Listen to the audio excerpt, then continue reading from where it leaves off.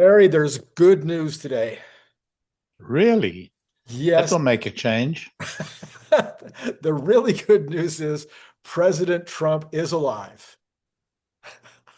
That's good news, I guess. Yeah. Well, you may have, I don't know how much you were paying attention over the weekend, but there was a lot of scuttle. People were worried he hadn't talked. He hadn't talked to the press for 3 entire days. And As people, opposed to 3 entire years. and so his, everybody was, his predecessor had a 3 year gap, and he has a 3 day gap, and people get worried. yeah. I think that's what it really was too, Larry. I think in their heart of hearts, they know he's the best thing that has ever happened to this country in 100 years. And so they're worried that he might go away and not finish the task. But then they would never be able to admit that. Oh, they don't know him. There's no way he would go away. That's right. He's having too much fun. Indeed. Well, okay, so here was another piece of good news, and I think the market might be going up just a tad after hours because of it. Edmunds, according to Sawyer Merritt, Edmunds has rated the new Tesla Model Y the best car they've driven in 2025 after testing more than 200 vehicles. The ride quality is perhaps the best among its competitors, and those interior build quality issues, they're completely gone. The cabin took a much needed leap forward in both fit and finish and materials. Its other positive still remains. There's an incredible amount of cargo room, etc. 300 miles. They're not talking about the long range, the LL that released in China today. No, So they haven't got their hands on that. But all they're talking about is the standard range model. no, it doesn't say. They said 300 miles of range. Oh, that's the long. Yeah, no, yeah, I don't know. Yeah, I'm sure. I think this is either this because Edmunds is Edmunds a U.S. company or a English company? Edmunds are US, I U.S. think. Yeah. Yeah, they're part of. Yeah, So I think they're they're just part of that big auction house. I forget the name of the auction house. That auctions the collectors' vehicles with an H. So I can't remember any names anymore. I'm an old man. Um, yeah, yeah. I don't remember. So, I mean, you and I already know that this is true, but it's always nice to have, a company come along who maybe doesn't have advertisers to please and, might be more unbiased than others and say it's the best out of 200 cars. Hmm, hmm, hmm. Well, I'm not surprised. I mean, I think that my brother has a Model Y, Mhm. and he had a Model Y before, and he changed it up for this when the $7,500 thing became Oh, yeah. a thing. Well, I think they dropped the price. Um, and it's an incredible car. I mean, Tesla, every car they make has been incredible, but this one has kind of reached the epitome. Yeah, so I'm not surprised. I'm not surprised at all.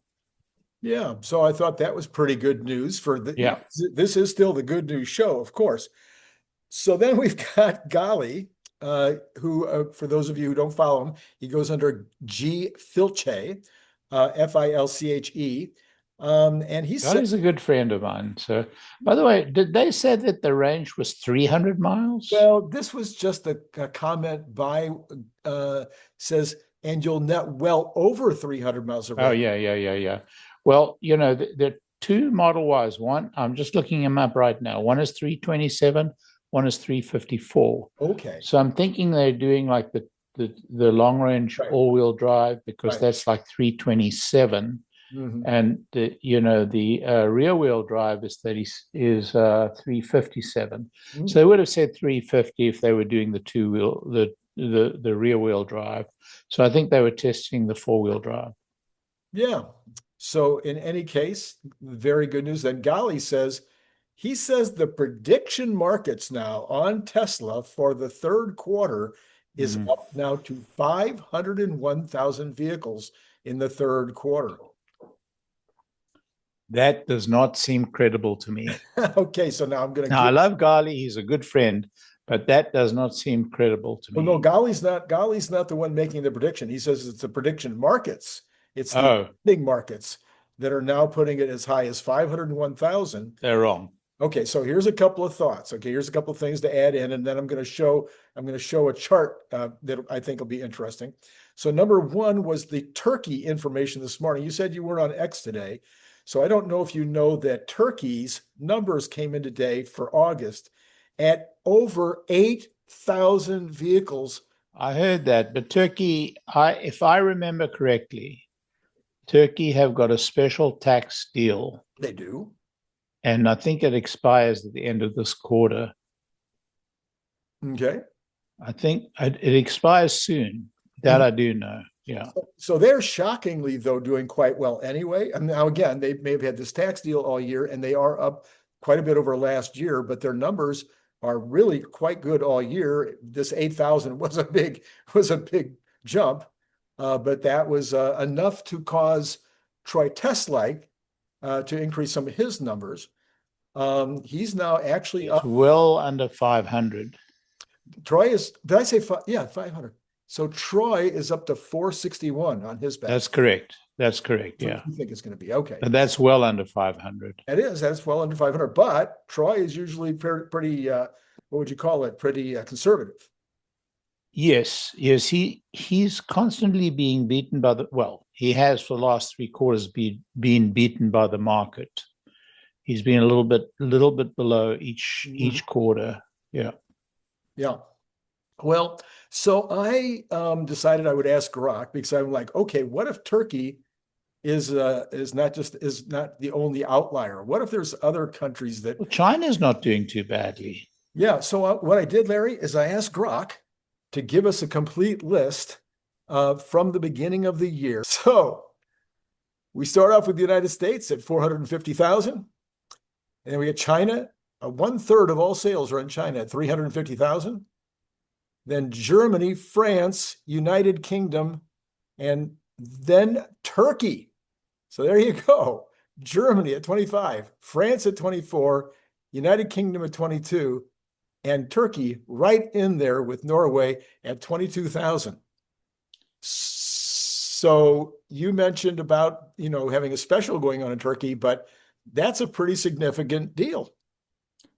Well, I think Turkey's pulling forward a huge amount of sales, as is the United States. Right. This month, or this quarter, I should say. Right. So it looks like, Q3 is going to be unusual because both US and Turkey are pulling forward sales. Right. On the other hand, I think China is going to spurt in sales now, because I think the long wheelbase Model Y is going to sell incredibly well. That's my personal belief. They've already said they have 50,000 orders. Yeah. So it's pretty significant. Yeah, so that's going to change. But I think what you have to also recognize is that Turkey and the US are going to fall off dramatically next quarter. Well, Larry, now we got the change in the IRS. So orders placed by the 30th of September will still be honored in the fourth quarter. So I'm suspecting that the fourth quarter is going to be outstanding. Well, maybe for the United States, but I think Turkey's going to be poor. Right. So, I think we're focused on the wrong thing. Again, we're getting excited about the sale of cars. I really don't think Tesla's about the sale of cars. Well, we'll talk about that in 2 seconds, but let me just, for the fun of it, just take a look for the folks at home. Netherlands at 12, just Sweden. But look at the actual year over year. It's minus 50%. No, approximately 50%. I think that is, Larry. Yeah, that's an approximate. Approximately 50% up for the Netherlands. 50% up. It's down 50%. Is that what that is? Oh yeah. Okay, you're right. That is a negative. I'm getting as close as I can to the screen, and you're right. It's down. I mean, I know it's down. Yeah. Yes. So for most of Europe, and well, Australia's in a unique position. It's going to have a good couple of months now because of the refreshed Y. Right. But Denmark, most countries are down about 50% in Europe. Right. Canada's, almost a write-off for us now. Sure. So Italy's down 66%. Indeed. Spain is only down 12% because we had a very poor market penetration in Spain. So these are not great numbers. But it's also interesting, Larry, that when we're talking about these numbers, you and I think, might have talked about this the other day. For 7 months in Spain, we're only talking 4,500. So if it was 5,000 last year, it's down to 4,500. We're only talking 500 cars total. Yeah, maybe. I mean, Japan's only 4,000 cars for 7 months. Yeah. Switzerland, which we think of as being a big deal, Switzerland's only 3,000, down 15%. So even last year, it would have only been, what, 3,100 or 30, something like that? 3,450. Is that what that would be? 3,500, yeah. 3,500, yeah, okay. South Korea, down a little also, but 2,500 cars. And then Portugal is the last out of the 20 at about 2,000 cars. Yeah. Also down though. All right, so I thought that was super interesting. And then let me just stop the share for a minute here, even though that will probably mess me up because I'm going to share again. And since I'm a technical wizard when it comes to sharing. I think you're more a technical lizard than a technical wizard. Yeah. So anyway, I thought that was fairly interesting. But this brings up the whole business of statistics, Larry, and we've been talking about this now for a few weeks, actually, because of our Kathy Wood numbers that we do every month. And then with the Bureau of Labor Statistics having the head of that department sent home, new guy coming in, AJ Antoni.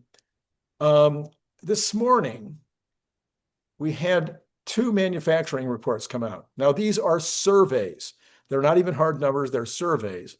And one is the ISM and one is the S&P. And the ISM said, oh, no, it's terrible.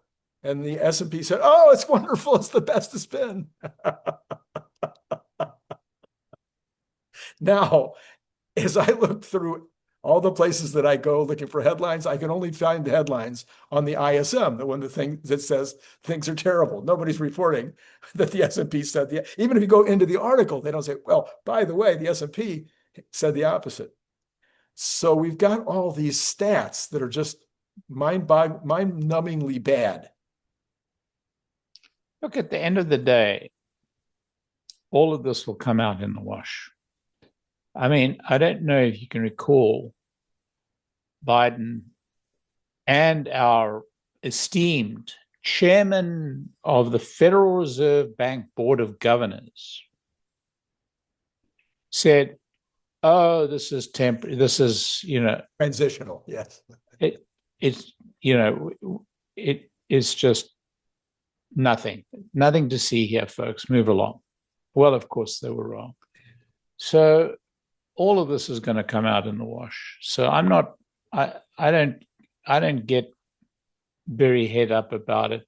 I mean, I do get head up about the fact, and it's discussed at length at the All In Pod last week, how incredibly inefficient the board is, the Federal Reserve Bank and many institutions, because they're using numbers that are, as you pointed out, some of them are just, questionnaires sent out, 3 weeks before.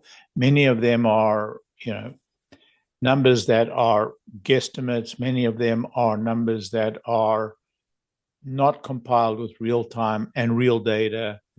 And they're using these numbers to run the Federal Reserve Bank and to determine where we are economically, whereas the tools exist to actually look at real numbers in real time. And without those real numbers in real time, all the rest is just quackery. And, the majority of people on the All-In Pod pointed this out. For some reason, for his own reasons, I guess political reasons, Jason tried to make out that, oh, everything's good, nothing to see here, move along. But of course it's not. Of course it's not. Here we are in the 25th year of the 21st century, and we are still using legacy numbers in legacy systems. And the irony is the Federal Reserve Bank has real-time numbers that they could use, but they don't. They use numbers that are 3 to 6 months old. It's just crazy, Larry. And so this morning, there was a report, I don't know if you saw it, but there's a report out this morning saying that on the CPI data, I think they look at 10,000 items, all right? And it used to be that they would estimate about 10% of those each month because they just couldn't get to them or somebody was late or whatever. That number is now up to 30+%. Wow. That are just guesstimated. Wow. I didn't know that. On the CPI. Now, the CPI, it seems to me, but Trueflation doesn't do that, do they? They don't guess anything. Their numbers are 100% data.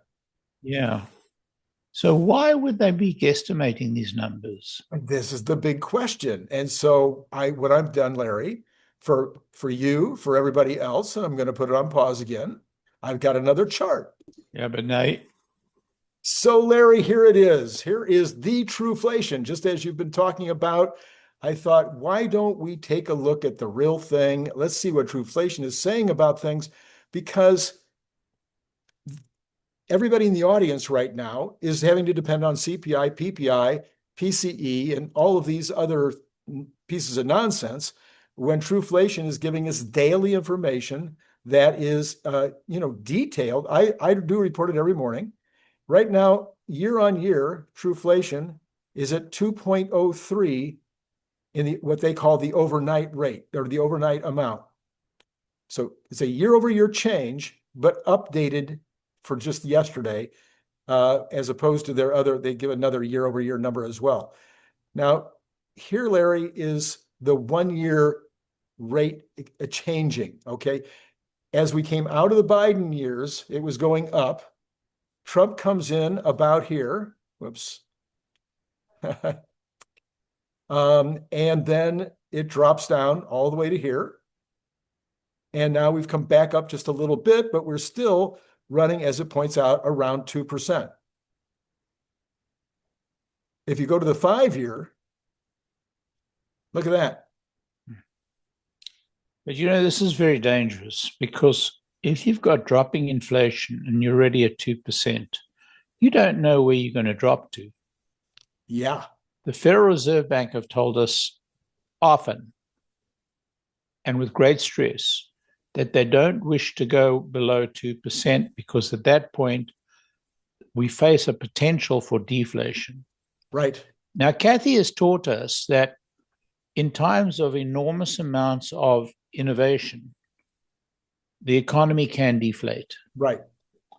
And, we have the advent of Elon Musk's, new paper. We'll talk about that in a minute. Yeah. Yeah. And he talks about, this world of plenty. Age of abundance. Yeah. Yeah. I didn't want to, so I don't want to steal thunder. But anyway, so all of that is indicating a potential for deflation. So this Federal Reserve is really raising the risk of deflation. You'd think that they would pay attention. You would think. That's kind of what we pay them to do. And this is, really scary stuff. Well, for folks who want to go to, to Trueflation from time to time and see what's going on, let me just show you the next best thing that they do. They do the composition. They break it down. So for instance, this first one is household. I'm sorry, that's the durables. I was playing with this earlier. Let me go back all the way to food. and non-alcoholic beverages, which I think is what people care about most, right? Yes. So we're 1.65. We're under 2%. And here's that 5-year chart again, so that people can see what we're talking about. It's it bounced really low there, and it's back up now to about where we were pre-pandemic or pre-Biden. So food and non-alcoholic beverages seems to be nicely under control. Yeah, go to the 1 year. Go to the 1 year, sure.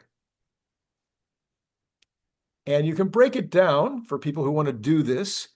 For instance, you can take away the food at home and take away the overall, and you can see this is the food away from home, which is the item that is still hurting overall. So Yeah. this is the one that's still keeping the number up there, although McDonald's has just done some lowering of their pricing. We'll see how that impacts things. So let's take that away and now look at the food at home. You can see that's very flat now all year long. It's still at the 3% mark. Yeah, it's right around 3%, right.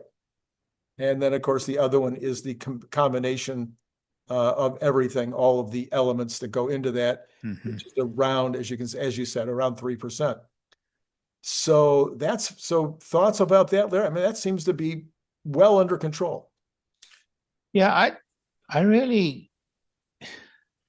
I can't understand this Federal Reserve Bank. I mean, there was a lot of argument on the blog, on the All-In, about whether or not this Federal Reserve chairman is politically motivated.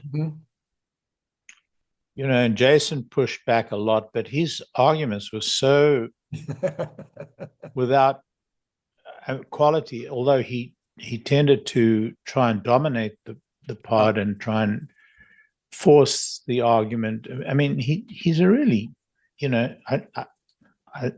anyway. Yeah. Okay. Yeah. I don't want to.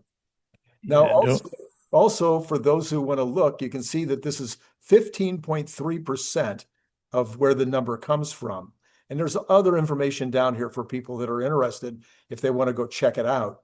Okay, I'm not selling it. I'm just letting people know. So then we can go to housing. Now look at housing. Housing versus a year ago, down 0.67. And here's your number for 1 year, completely flat for the year. And yet to hear everybody talking about the CPI, housing, which is like 35%, and it's, let's go down and look. They've got it at 23. That's what they're using, is 23. And you can see the housing prices, the away from home prices, the hotel prices or whatever, jumping around a lot, but the rents and the residential housing, very flat. The overall thing, as you can see again, over 5 years, back down to pre-Biden. Yeah. And look what happened in Biden's time. Yeah. Horrible. Right. So again, Horrible. you've got food and housing, two of the biggest categories, and they're both seemingly quite under control. I wanted to do a couple more of these, like transport. So here's your automobiles and your trucks and your gasoline and all that comes under here. Once again, you can see versus a year ago, down 0.5, very flat for the last 6 months, very flat. You can see where it was, again, pre-Biden and where it is now. So again. No, pre-Trump. No, so this is where Trump comes in. Yeah, you said pre-Biden, but I think you meant I'm pre-Trump. saying if you go back here, you can go back and see what it was pre-Biden on the 5-year. So before we got into Biden, you got that, and then it starts going up. Oh, you're saying the back. Okay, fair enough. Yep. So there's transportation. One that people care about is utilities. People pay a lot of attention to utilities. It's up a full point from last year, but not, and it's really bad this last month. But overall, again, on the 5-year, seems like we're in pretty good shape. Now, just because I've already done this in advance, I know that I can go there back to the durables That seems to be the only one that's really creating a problem, is the durables, where household durables and daily use items.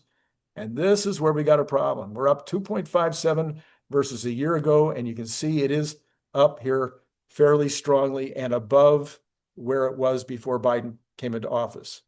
So Well, those are tariffs. that would be partially tariffs. Yes, indeed. That would be partially tariffs. Yes. Yeah. I don't think it's the end of the world.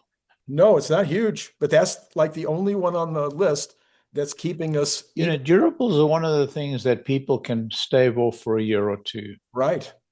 Yes. So I just think all of that, Larry, if we've got that information from Trueflation, and I know that AJ Antoni knows that because I've followed him for a long time now on X. He's very well aware of Trueflation.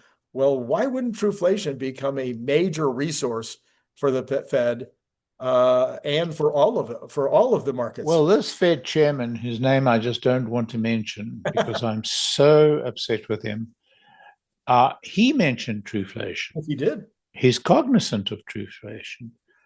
I can't believe the board is not looking at these numbers the same way we're looking at these numbers. I mean, you can't focus on durables, which is the one outlier. I guess there are one or two other minor outliers, but that's the one big outlier. When you have, property, when you have housing, I mean, not property, but housing, when you have, staples looking so good, you can't focus because any print is going to have these ups and downs. That's what it is. It's an overall cost of living. So the ups and downs all the time. But I mean, this interest rate is killing people. The interesting thing is that the interest rate on mortgages is not real at the moment because it's higher than it need be at the current levels of interest rate. But I think that's another issue. But anyway, bottom line is the Fed lost its opportunity to improve matters. I don't think they get they get one more chance at this. If it doesn't work, then they're out because politically they will no longer be able to sustain themselves as a, quote, independent, board of governors or board. Look, there's no intrinsic right for a federal government for in the Constitution for a reserve bank. No, not and there. There's no intrinsic right for a reserve bank to be, quote, independent, unquote. There's nothing in the Constitution that says it. I think the current constitution of the Federal Reserve Bank is unconstitutional. I think the president has the absolute right under Section 1 of the Constitution of the United States to fire anybody who works in the executive branch, period. Yes. Yes. That's my, untutored belief because I can read English. Yes. And the English is very plain spoken in the Constitution. And we have, of course, Mrs. Cook, who not only, it turns out today, again, if you said you weren't paying much attention, but it turns out that her third house is also rented. So I have no idea where she lives. So she has two primary residences and a second vacation home, all three of which are not supposed to be rented under her mortgages. And all three of them are being rented out. So where does she live? I don't know. Maybe Motel 6. I'm not sure where she lives. Look,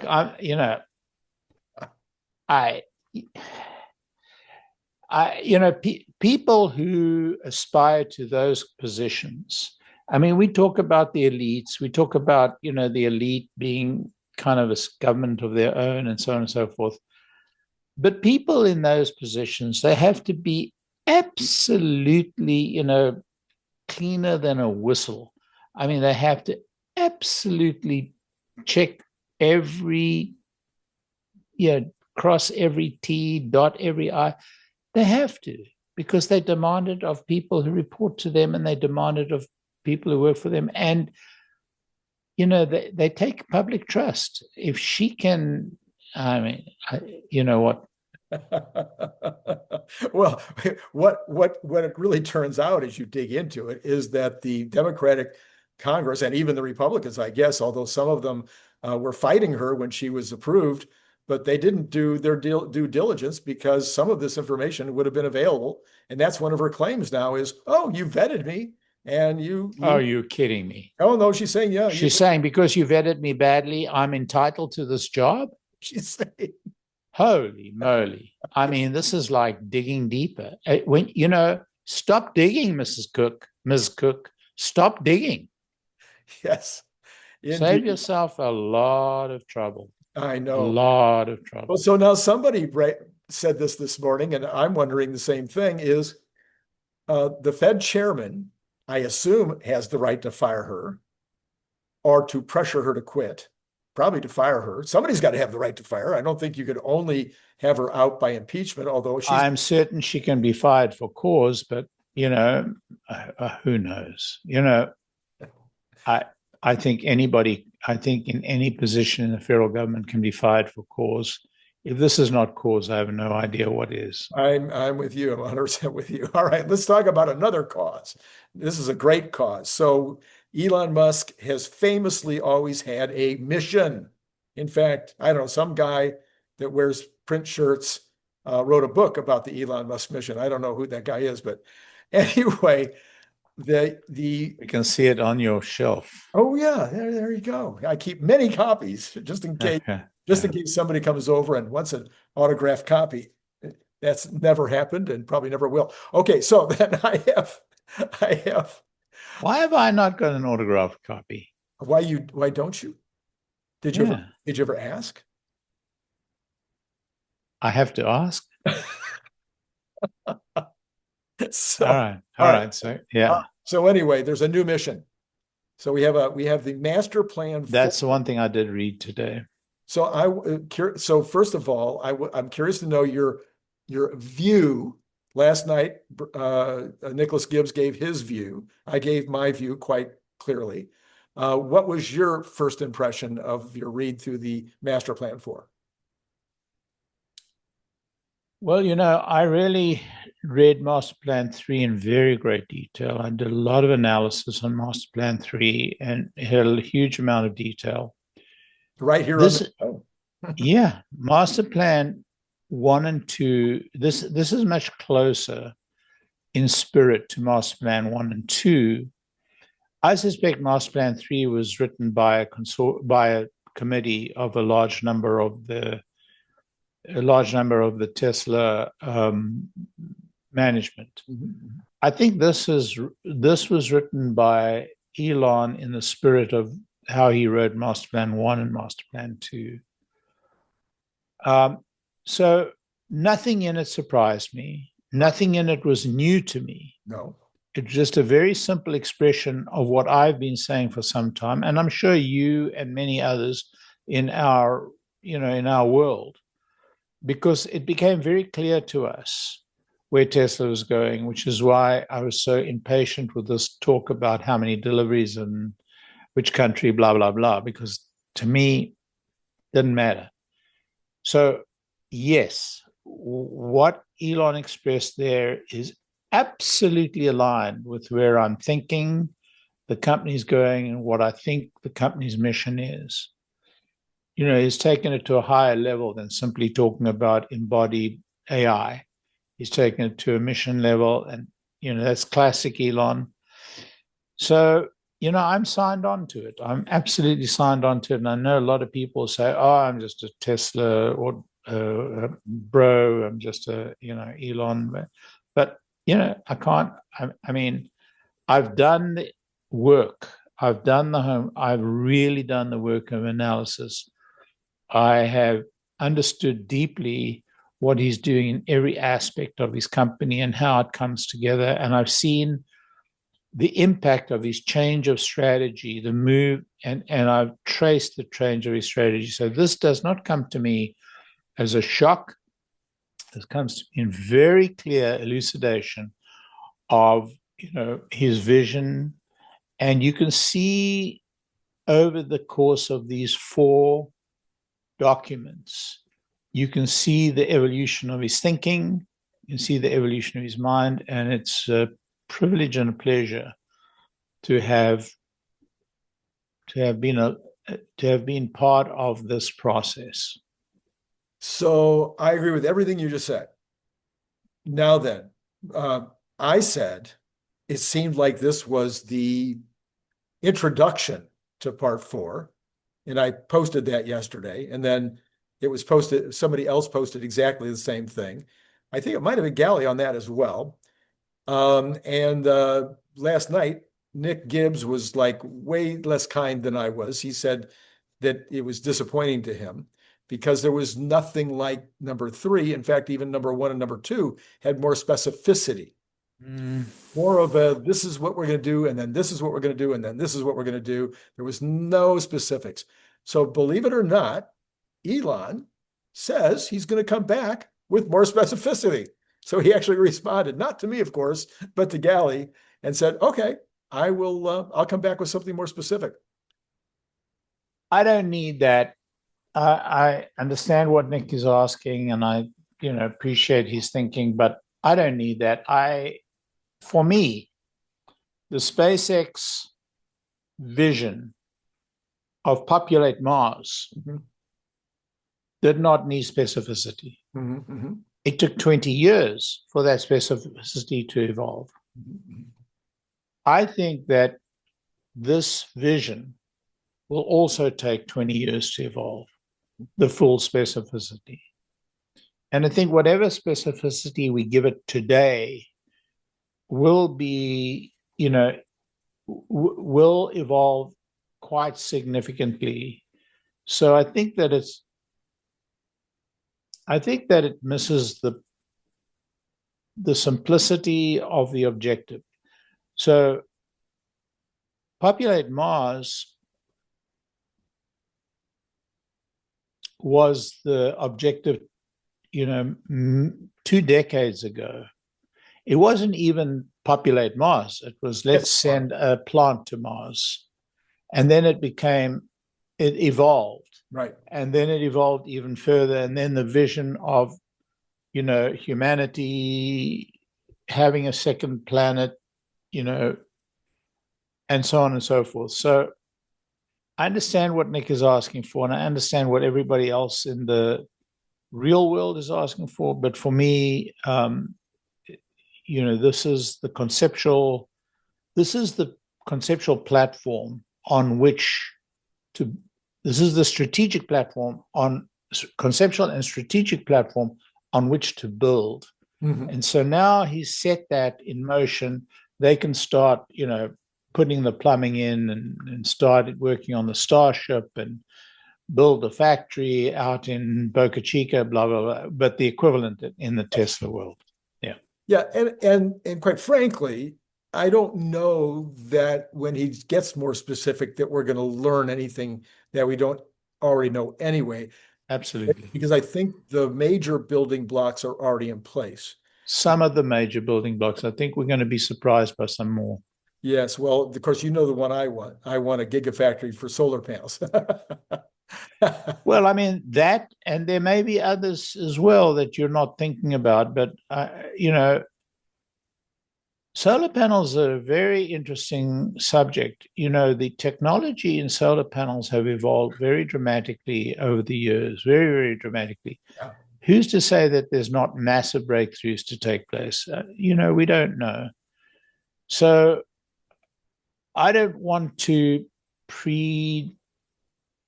I don't want to guess at what's coming in the future. I understand now what the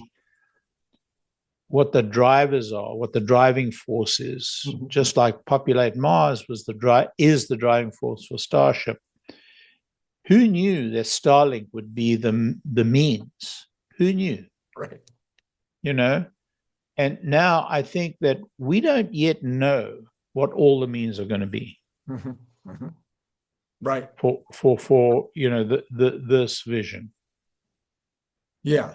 So I mean, I think we know that we have the robotaxi and we have the Optimus. Yeah. Those are the 2 clear ones. But then there's another side of it, which is the digital AI side, And then there's also the getting there. So we have the data centers that need, I mean, he's given us a vision the other day that he wants 1 billion H100 equivalents, of GPUs.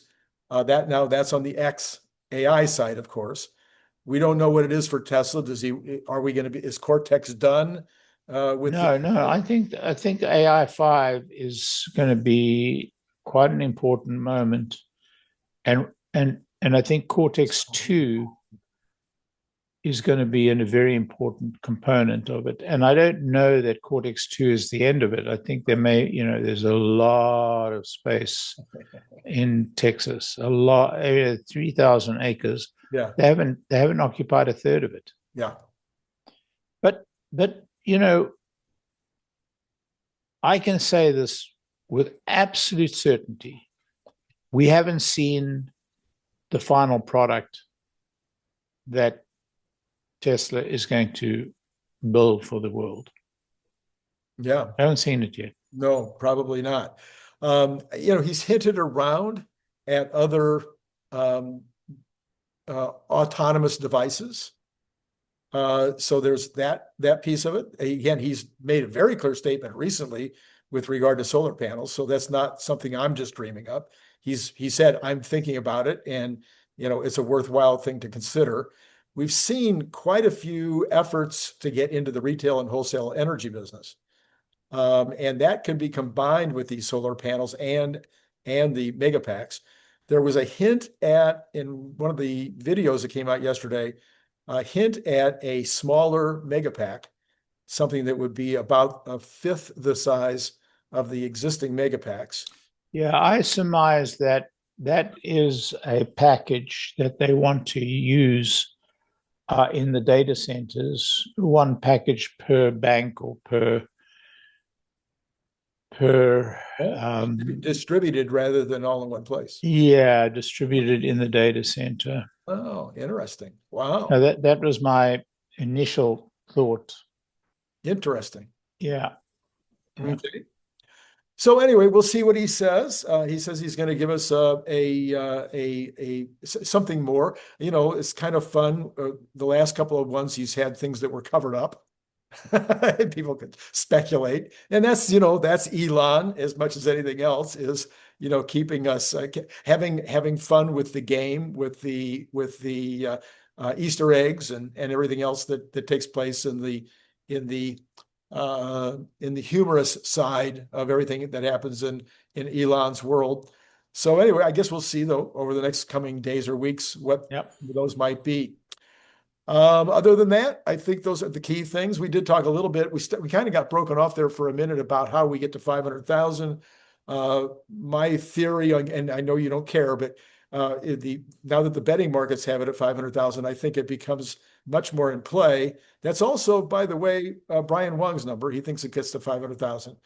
But it would be a combination of what we've already seen from Turkey, what we already know about the extension of the time for the IRS part of the $7,500 discount, and then the increase in China from the Model Y long. So that's what that combination would get us to the number. You want me to say who cares again? Yeah, it's okay. It's okay, Larry. You can say it. Yeah. So do you care about how the markets were today? Or did I do. I do. I haven't seen them. I haven't looked at the market. You haven't seen it. All right. Well, let's look at it from the standpoint of where they are now, because we do have the pre-markets open now. So we'll take a quick look here. All right. So as always, you know me, I like to look at the bonds first, and here's where we go with the bonds. So the bonds, which were up in the regular trading, have backed off in the pre-market. So we are now at 4.265, which is way over the 4.22 that we were on Friday, but still coming back down from, they had actually gone up at one point, Larry, almost back to, I think we're at 4.295 today. So this is nice to see that it's back down. A lot of conversation about bonds around the world and corporate bonds in the financial press yesterday and today. So you got the UK bonds really up there, really high. You've got the Japanese bonds, as you know, been going up, up, up. There was one more country that was mentioned. Of course, we got France's government on the verge of being thrown out. And so they got some problems there. So these might be keeping pressure on the US bonds as well in terms of rates. France, Germany, and Britain are going into an extended period of political chaos, out of which will emerge a completely new party, not been in power in 30 years in all three of those countries. These will be Maggie Thatcherite type parties. Yeah, and completely new name parties. Yeah, they got to do something about some immigrants that are creating problems for them. They got to do something about getting back into gear, feeling as if returning to a capitalist society, returning to at least a mixed capitalist labor society instead of some sort of socialist society. But I mean, it's catastrophic what's happening in Europe today. Catastrophic. It's very, very interesting to see Eastern Europe coming on stream. So this Turkey thing is only a piece of you've got Poland extremely strong. You've got some of the other Eastern European countries doing quite well right now. And you've got Portugal and Spain actually kind of doing better than they've done in prior years, as the kind of the traditional leaders have been not doing well at all. I don't set much store by Portugal and Spain. I've spent too much time in those two countries. I don't set much store. I agree that, the Eastern European countries are doing a little bit better. So they've got a long way to go. And also many of them restricted immigration. Yes. So that stood them in good stead. So we'll see. All right. So that's where the bonds are right now. We go to oil. Oil is flat in the pre-market, sitting at 65.60. It went up this morning, almost, I think, $1.50. So we are a little, a fair piece higher. And they're talking about the Russia flows again in the headline. So I think it may, as you said, I think on Friday, it may all come down to what happens in Russia. It's possible. Yeah. Natural gas sitting around $3. It's been up and down around $3 for a while. Okay, Larry, here's the one. Where's the top on gold? I'm glad you didn't sell gold. Yeah. Yeah. We are at 3,600. Gold is currently whipping Bitcoin. Yes, I know. Yeah, if I'm honest, we're only at 3,599.40, but that's close enough to 3,600 for me. So 3,600. Wow. And silver, it's going to 4,000. And silver at 41. Yeah. 41. Yeah, and I said silver wasn't a starter, but okay. Well, Larry, you can't get all of them right. Yeah. And you didn't invest. So you didn't sell. However, I did say this morning, this is so I'm on record now being the on your team now. After we've gone up as much as we have, now I'm saying, okay, sell. This is ridiculous. It can't be maintained. Now, having said that, there's a lot of gold pouring into the vaults of China, Japan, and some of these other countries who have already been buying tons of gold to replace U.S. bonds, and that is continuing. But I think we've got to be. There's a point at which it doesn't make sense anymore. Gold. When gold starts, it can travel a long way in relation to its history. We'll see. Yeah. Okay, the dollar was up a little in the morning. It's down a little now. Bitcoin finally, after days of sitting around doing nothing, is up a little today. Not that much, but at least it's up. What is this? I mean, I'm probably, for the day, 1.66%. So back up to 111. But it's been kind of so-so. And I'm getting all kinds of people hitting me up in the comments, Larry, since I started talking about Ether. Now they want me to talk about all of them. Because each one of them has their own special place. Yeah. So Ether, however, is down a full percent because I have started giving that quote. All right, what about the equities? Equities, the Dow is down 0.07, S&P up 0.29, Oh, and NASDAQ up 0.40. those are surprises. Yeah, so the Dow continuing down after a rough day, although it was rougher. Again, if you weren't watching this morning, it was down over 500, and Wow. I think it only closed down 250. So it came back, as did Tesla, which I almost forgot Tesla, didn't I? Almost. People probably care what's happening. You're probably reaching my point of it doesn't matter. So Tesla's at 331. It was down 450 in regular trading. It is currently up $1.63 in the pre-market. After. Yeah. Okay. So that's 331. 331. Yeah.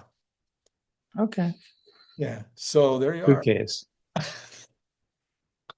You're going to get a reputation, Larry. Yeah. Yeah. I will. Oh, well, not again. I'll be fired by the crowd. We want to get you back in the thing that I know about you, Larry, and that crowd already knows about you because they've been following you now for 2.5 years, is that in the past, you've been a player. Even as a long Tesla, you've played with the options. I have. But I finally matured. You finally. All right. Last thoughts. Usually, sometimes you actually have some wisdom for us here at the end. Yeah, I think the wisdom that I would like to impart today is all about keeping your head. Don't lose yourself in the delivery numbers. Don't lose yourself in the stock price of today. Focus on the future. Focus on what's important. And that's why I think that what Elon told us in his Master Plan 4 was pure gold. Everybody's upset about, oh, what about this product? What he told us was pure gold. And so I think focus on what's important. And the concept that he's talking about is what is so important. And you see that would fall right into a nice, advertisement here at the end where I say something about an upcoming book where you. All right, Larry, as always, thank you for coming on. And to all of you out there, it's been great talking to you.